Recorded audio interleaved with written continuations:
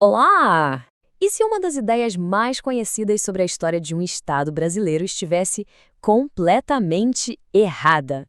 Hoje, a gente vai mergulhar num mito surpreendente sobre o Ceará. Uma crença que muita gente tem e que, na verdade, esconde uma realidade bem diferente.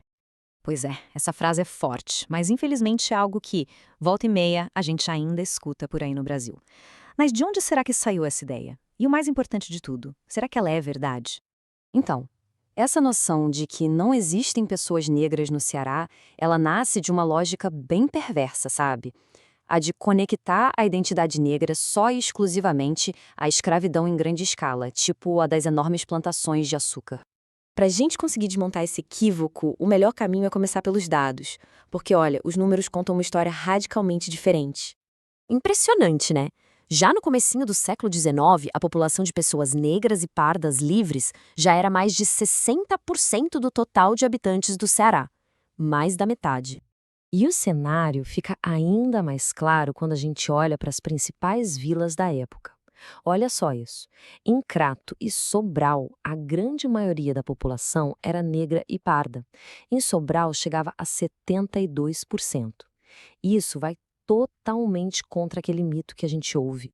E não para por aí. Em 1813, a situação era ainda mais marcante. Se a gente considerar só a população livre, 61% eram pessoas identificadas como pretas ou pardas. Era uma maioria absoluta.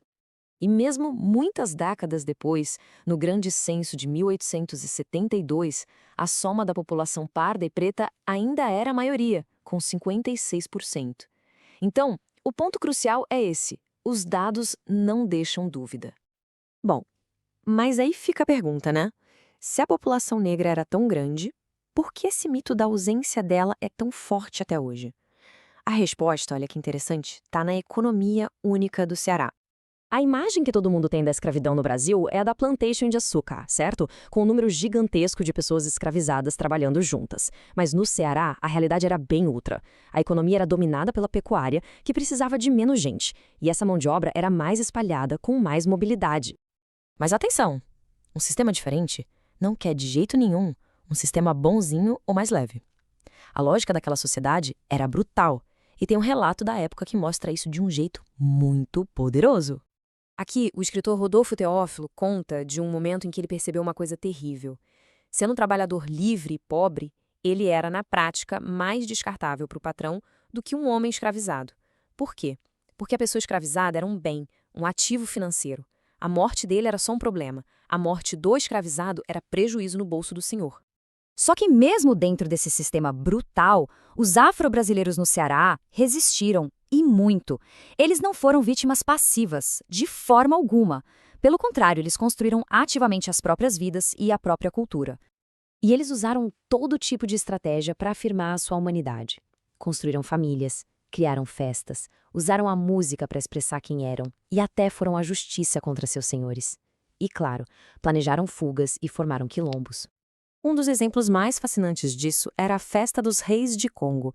Tenta imaginar a cena. Por um dia, um homem negro era coroado rei, e a autoridade dele era reconhecida por todo mundo. Ele tinha um poder simbólico e às vezes até real, como o de libertar prisioneiros. Era uma inversão temporária da ordem social, algo inacreditável. E, de uma forma bem irônica, até aqueles anúncios desumanos de busca por pessoas escravizadas que fugiam acabam nos dando um vislumbre da vida delas. Esses exemplos, tirados direto dos jornais da época, são de arrepiar. Eles não descrevem só propriedades, mas pessoas, com paixões, com talentos, com uma vida cultural riquíssima que eles se recusavam a largar. Margarida, uma grande cantora de samba, Felisberto, um violeiro e dançarino. E isso tudo nos leva ao capítulo final dessa história, a abolição da escravidão no Ceará e o seu legado, que é profundamente complicado. Acontece que a liberdade, na maioria das vezes, vinha com condições. A tal da alforria condicional era, na prática, uma ferramenta de controle muito poderosa. Ou seja, a liberdade era dada, mas podia ser tirada a qualquer momento por desobediência. Era uma liberdade extremamente frágil, feita para manter a velha estrutura de poder de pé. E aqui a gente chega no ponto central da questão. A abolição libertou as pessoas de serem propriedade de outras, mas negou a elas a cidadania. A população afro-brasileira foi simplesmente deixada de lado na sociedade, sem direitos, sem espaço político. E é essa marginalização que nos leva de volta ao mito lá do começo. Ao negar cidadania e espaço social, a história popular do Ceará simplesmente apagou uma população inteira, tornou essa população invisível. O mito de que não há negros no Ceará não nasceu da ausência de pessoas, mas sim na exclusão delas da narrativa oficial. E a gente termina com essa reflexão. O que se perde quando a contribuição, a cultura e a própria existência de um povo são sistematicamente apagadas da história que se conta?